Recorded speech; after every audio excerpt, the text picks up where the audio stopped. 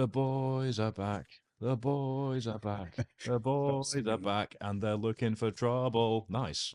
That's the Dropkick Murphys, everyone. Just kidding. It's actually us at the Omnia Performance Podcast because we are back. After a hiatus that was somewhat unplanned, but largely down to the previous podcast studio we were using, unfortunately, becoming a non-viable option for us anymore, we have decided to build our own. And if we start to slur our words or kind of shiver and too much, that was very slow chattering. Faking chattering. That's better. There we go. That's actually a real chatter that I'm holding back until yeah. It's very cold in here. Our heater is due to arrive at any moment, so that could actually interrupt this podcast recording. But today is going to be about three things, really. One, giving you a bit of an update as to where we are, what's been going on, why there has been a hiatus to re-immerse yourself into the world of Omnia Performance. Two, to let you know what to expect and to kickstart the podcast again. And three, to have you make sure that you've hit follow or subscribe on whatever platform you're listening on. Share this episode with a friend to let them know that the boys are indeed back and that we are going to be talking all things hybrid training in a space where the phrase has somewhat spiraled in the time that we have sat down and done a podcast like this. So that will be something that we will discuss for sure. But I think that's pretty much all we need to say before we just get started, because we are on a temperature dictated time restriction here, whereby the 20-minute time of our whole system we can continue to feel. So Johnny, I'm one toe down. One toe down. How many you got left? I've got 9. Oh, I started. You strike me as the sort of man that's missing toes. Might be by the end of this. Yeah, too right. Frostbite incoming. Right. So what's been going on?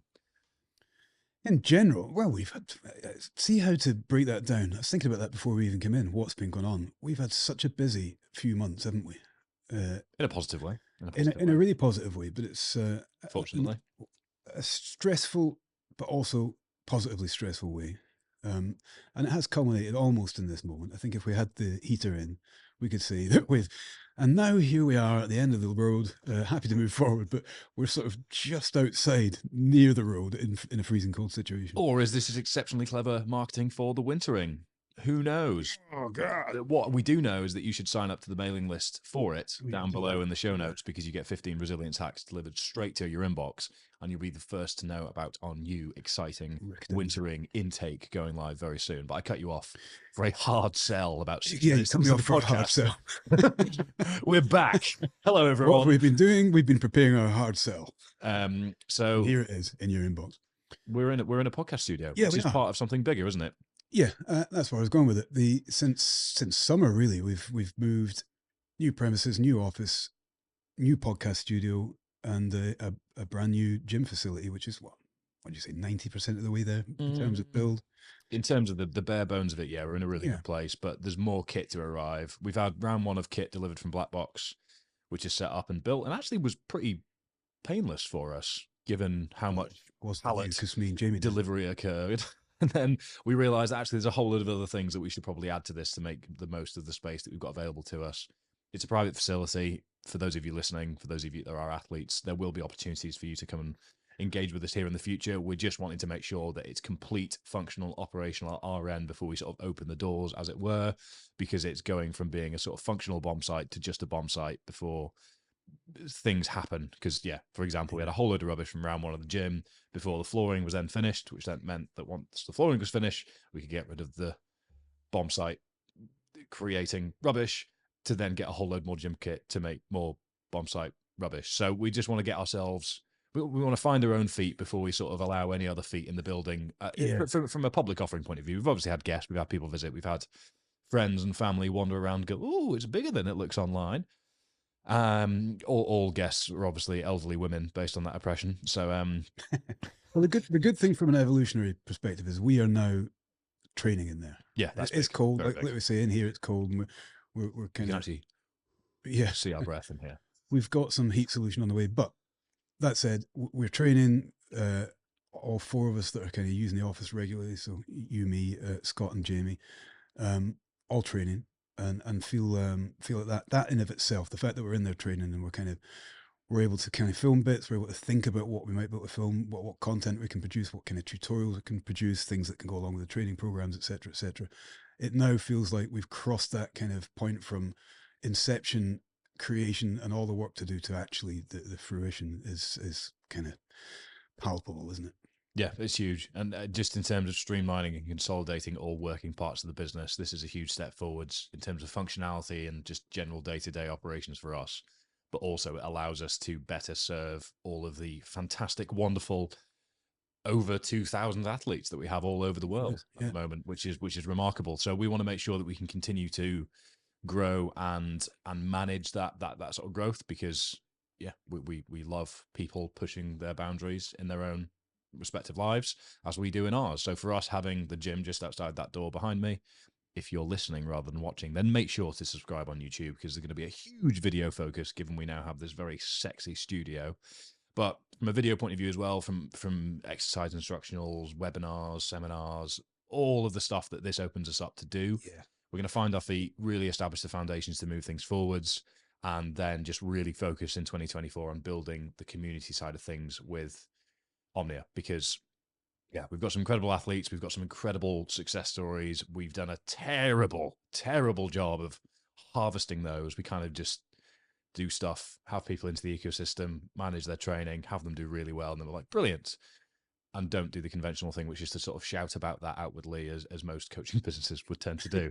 But we have been stretched. Obviously, a huge amount of financial investment has gone into this space and continues to go into this space, and we've sort of bled ourselves dry to a certain point. But we've had some new bodies join the business, which is fantastic. But we're ultimately working towards being able to really continue to grow the business, and that comes with strategic decisions on a phasic basis as to where is the best place to allocate those. Phasic, yes, cyclical. This is one of them. So what this allows us to do will all become clearer soon.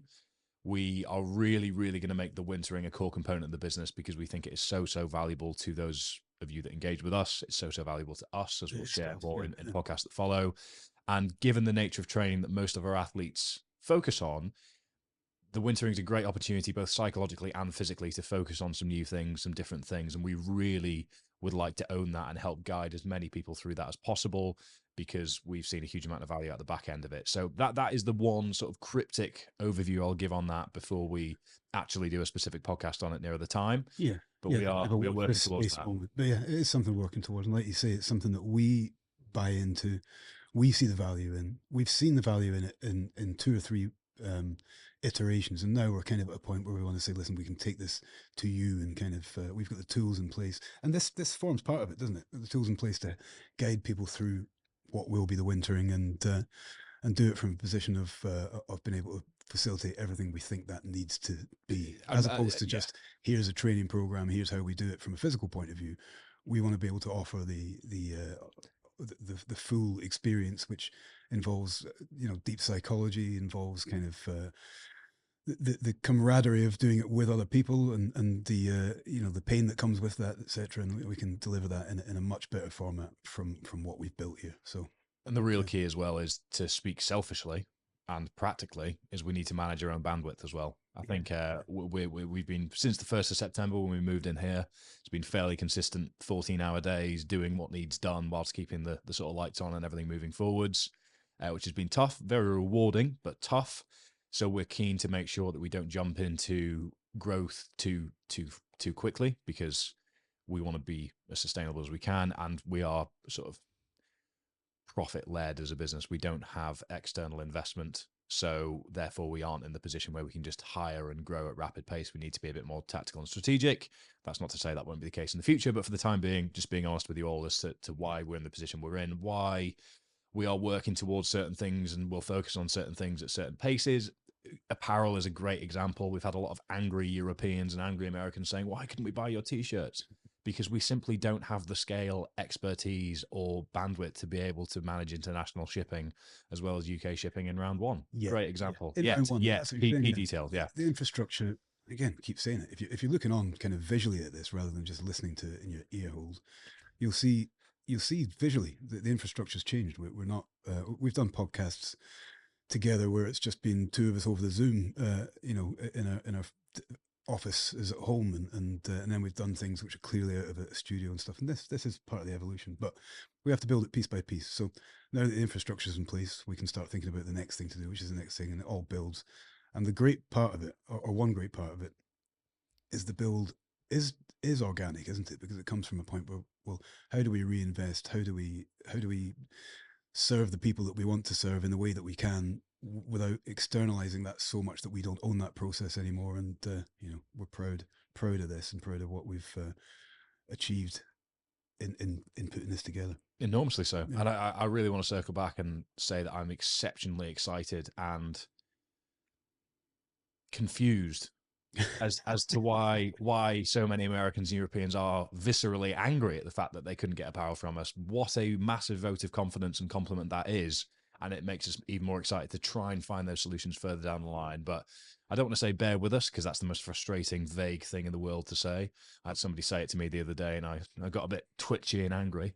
Anyone watching will see a fantastic twitchiness right now. If you're listening, well, you know where to go. But I think, yeah, we just wanted to be honest with you today, because I think it's much harder to sort of smoke and mirrors these things, and we like to be as authentic as we can the whole way through. We're very, very excited to have as many athletes all over the world as we do, and just as many supporters of the brand and what we get up to. So we're trying to find ways to immerse as many people into that community through providing them with something that they feel that they can align with, whether that's a training product, whether that's a t-shirt, a hoodie, a beanie, whatever's coming, whether that's an event, whether that's education. We're all working towards making that reality, and brick by brick we are getting there, which is very, very exciting. So an enormous thank you to all of you for helping us facilitate to continue to do that. We're recording this on the 30th of November, and it's wild to report that in the past 2 months we have had a 41% increase in active athletes, which is mad. We're knocking on the door of 2,500 active, having started October just under 2,000, give or take. Not exact numbers, if any of you are doing percentages in the background. Basically, it works out about 41.3% according to back-end data. So you can figure it out if you're deciding to crack out a calculator at your end. If not, that's 37 seconds of your life you're not getting back. But the bottom line is we are thrilled to have as many people trusting us to look after their programming in a potentially more confusing space than it was 6, 12, 18 months ago. And that is a separate rabbit hole that we'll dive down in a separate podcast, because we do think it's worth us addressing, not gatekeeping, real key detail, what hybrid training is. Hybrid, quote unquote hybrid. Yeah, that's what we have to say now, almost. We do. We don't. We just say hybrid, because that's what we've been saying for best part of 2 decades now. We've spoken about this at length internally, and we've the bottom line is we have thoughts that we will share with you, but we would like to have an open discussion. Whereas there's some corners of the internet and certain categories within the space that are trying to let ego creep into it too much and take ownership where there's no right to do so, which we personally think is devaluing and diluting the rewarding nature of hybrid training in and of itself, which is developing yourself across things which previously you didn't think you were able to develop yourself across. We want self-progression and individual development to be front and center, because it's been so valuable for us. And that is all that we will say on that, to plant a seed in your mind before we dive headfirst into what will probably be a very chaotic podcast. So make sure to stick around, because we're excited to go down that rabbit hole. Hopefully we keep our heads on. Yeah, I mean, but we'll see. It will remain positive, I think. Yeah. There's a few irks and niggles in there and stuff that I could probably throw my toys out the pram about, but we still feel it. I mean, coming back to the community, coming back to the 2,500 odd athletes and all the rest of it, we're in the business of building a community, ultimately, a community of like-minded individuals who we get the experience of offering our quote-unquote expertise in an area that then we can say, and this is how we can help facilitate your joy in that area. And that's all it boils down to. And what worries us, and where we'll take the rabbit hole, is that people are trying to gatekeep. People are trying to kind of take that as their marketing banner and then claim ownership of that. which actually shuts doors for people to experience what it is that we feel that it should be experiencing. So we want to open as many doors. We want to help facilitate as many open doors as possible. That's where my frustration lies. But already we've slipped in the cracks of the next podcast. So let's jump back out of that for now. What have you been doing? I'm trying to think back to when our last podcast was. Actually, we definitely should have had that ready to go. Pick up our sleeve before we start recording this. What I was thinking was, cold to think. I thought you were going to ask at some point what I'd been up to in terms of training, etc., since the last time. I'm about to ask you that, and then I thought we did debrief some of the stuff I've been doing, and then I thought actually we probably did that over on the Modern Mind. We did.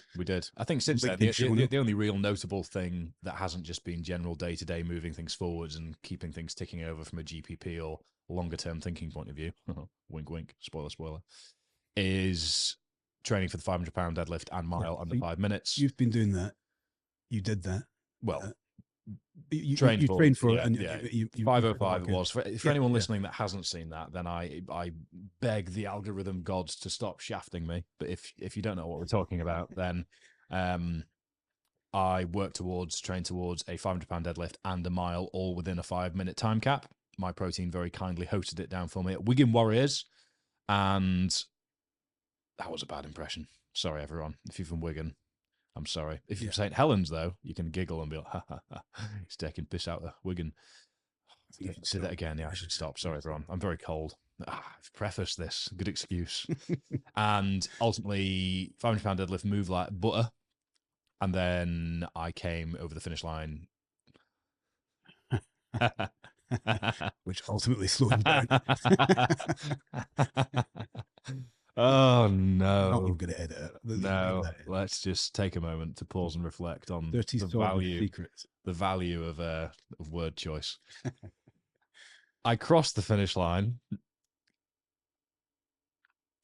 with all bodily fluids still in my body. Not for long, though. Aside from a little bit of sweat, in 5:05. So according to my Garmin, I ran a 4:59. According to the timestamp, I ran a 5 dead. So if you ask me 1 pint deep, I'd say I ran a 4:59. If you ask me right now, I'd say I ran a 5 dead as part of the deadlift as well. But the bottom line is, within the parameters that I set myself, I ran a 5 minute, 5 second, 500 pound deadlift and mile combined. Yeah, the cold's getting to me. Combination. Yeah. There we go. And that was, you saw me train for it. Again, I said in 2020, hardest thing I've ever trained for. Yeah. And I clearly forgot that reality. Yeah. Because the summer just about killed me. From the sidelines though, mate. And I think probably what we can do... strongman competition. Maybe in the next... Yeah, I was going to say that. Maybe in the next podcast is kind of... What we want to do is break into what the wintering is and kind of bring people to that point and kind of showcase what we're excited about. But I think what would be useful during that would be to kind of backtrack, talk about the strongman competition that you did, talk about the fun and the brand new experience that you had along the lines, along that particular process.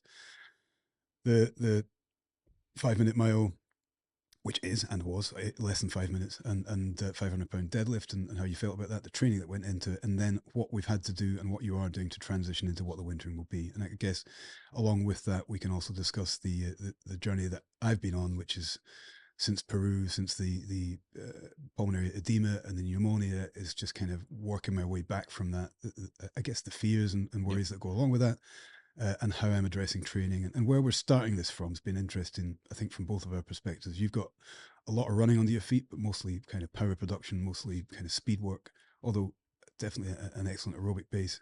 And I'm just trying to build that aerobic base back up. So we're starting from very similar points that we've been at before, but because the end goal is going to be different, and we can go into that in detail, what it is that we're doing to make now become then. Does that make any sense? Yeah, it does. I think podcast title that jumps to mind for me is Reflections on a Summer of Strength and Speed Work, because Reflections on a Summer of Stress. Yeah, that too. That's another S, so that works, actually. That works. We'll put that in there too. But yeah, I think there's definitely a huge amount that I can reflect on from really, really totally changing my training approach this summer versus last summer, which was training for the double brutal, versus this year training for a strongman comp and a 500 pound deadlift and sub 5 minute mile. Do you know what I'd like to hear? Actually, we were going to throw this out, and we will do, I think, at the end, what you guys want to hear. What I would like to hear from you, and be interested in discussing myself as well, is what you think the strongman competition and the 5-5 have taken from prep for something like the wintering? What would be the negative things and the things you're going to have to overcome that put you into? And what are the positives that you're going to be able to take from that? So what is given to the wintering? What might actually make the wintering harder? I think we'll probably have some fun with that, actually. I think so. I think so. And I think from my point of view, I'm very keen to deep dive into the sort of prolonged considerations that have gone with quote unquote recovery from the big spike in Peru pulmonary edema. Because there was a recovery period afterwards where you were sort of back to yourself, but then you're back to yourself on the back foot, psychologically a bit lost, a little bit shell shocked, not really knowing what direction to go. So I think we'll deep dive on that with some more that'll be fun. Reflections on, well, more reflections under your belt. But I think, to be honest, aside from asking all of you watching, listening, what you would like to hear from the podcast, now that we can be a lot more reactive with it, all we need to do is say, "Oi, you want to record a podcast?" And we wander through here, hopefully have the heater cranked up high already, and then can just crack on and get it out there pretty sharpish. So if you have things that you want us to discuss, we will not ever do a podcast on what running shoes we wear. I want to make crystal clear for those of you that comment that on every single thing ever, stop worrying so much about what running shoes you're wearing and just start running. Would be, I don't know why I've immediately seen red, but I just essentially getting some cross. We do get some very obscure suggestions on suggestions for things, which are obviously welcomed, but we need to view it through the lens of what is going to be engaging in a longer form format, and discussing models of running shoes when they're highly individualistic is not necessarily something that we would put out there. So now that I've deviated from my concise summary by seeing red, that particular off the chest. Let's move on. I'd be a very rich man if I had even 1 pence for every time that question has been asked. That's true. Even though I've done several long videos being like, I run in these, I don't run in these, and this is what I wear. Sorry. Let us know what you want to hear from us. We can be much more reactive. We can be much more open. We can be much more fluid. And we can hopefully increase the cadence of these podcasts once we've got a few banked. And look forward to having some more guests. Look forward to hopefully having some of our athletes in here at some point. And look forward to using this as a real, consistent, long-form piece of content for us. We've taken a break from it, needs must, so that we can come back swinging. You are looking at or listening to, in the increased audio quality, I hope, us swinging, and therefore we are looking forward to a couple of big swings, big lift. Big Johnny Bean swinging a bit the place like that. Swinging a bit. What are you swinging though? Big things. Big things. So not your penis. That's for sure. Damn it! Sure we got this whole way. We got this whole way with that penis joke. We also came over the finish line at one point. We didn't. I don't know. Were you there too? What were you doing? What I do in my private time is what I don't meet me. No further questions. Anyway, thank you very much for listening / watching. Do please make sure to do all the admin-y bits that I'm always at you to complete. If you are listening, that's great. Thank you very much. But it'd be great if you could sometimes watch as well, or at the very least, make a YouTube account and go and hit subscribe, because it really helps us push things a little bit further. And we are hoping at some point to take all of the kit. Jamie will be crying hearing us say this behind the monitor. I'm looking at him now. He can't see me. He might pop his head up in a second. I can see him. You can see, does he look concerned? I'm looking, half crying. Okay. Because what we do plan to do is, if we have any fantastic guests that we can go to remotely or on the other side of the world and we can make it work, we'd love to take this kit and set up a fantastic studio setup to extract as much value from all of the interactions that we have. I think for the most part, it's going to be mostly Johnny and I just waffling as we have done today, with insights along the way, a balance of stupidity and significance, shall we say. I'm very, very focused on S's today. Yeah. But when we do get guests in, we really want to make it quite clear, refined, and appeasing to the things that you would like to hear from them. Yeah. So subscribe, follow, rate, review, share with a friend, check out the video, sign up to the mailing list, all that stuff. That's quite a long list. Apologies, admin. But thank you very much for listening / watching, and we will see or be in your ears next time.